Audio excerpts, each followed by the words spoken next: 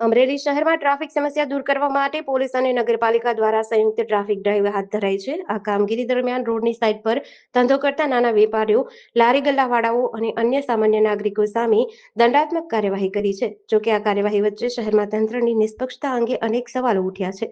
સ્થાનિકોનું કહેવું છે કે શહેરના ધમધમતા વિસ્તારમાં આવેલી કેટલીક મોટી વ્યાવસાયિક સંસ્થાઓ, હોસ્પિટલ કોમ્પ્લેક્સ અને ખાનગી બેંકો પાસે પૂરતી પાર્કિંગ સુવિધાનો અભાવ હોવાથી તેમના ગ્રાહકોના વાહનો જાહેર રસ્તા પર ઊભા રહે છે, જેના કારણે ટ્રાફિક થાય છે.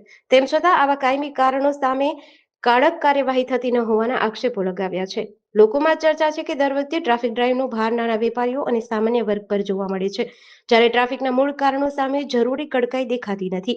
જો શહેરની ટ્રાફિક વ્યવસ્થા ખરેખર સુધારવી હોય તો માત્ર દેખાવ પૂરતી કાર્યવાહી નહીં, પરંતુ સમસ્યાના મૂળ સુધી પહોંચી સમાન અને નિષ્પક્ષ પગલાં લેવા જરૂરી છે. હવે લોકો તંત્ર પાસેથી સ્પષ્ટતા માંગે છે કે જો કાયદો અને નિયમો દરેક માટે સમાન હોય તો કાર્યવાહી પણ દરેક સામે સમાન રીતે થવી જોઈએ. જેડીસી ન્યૂઝ સાથે મૌલિક દોશી, અમરેલી.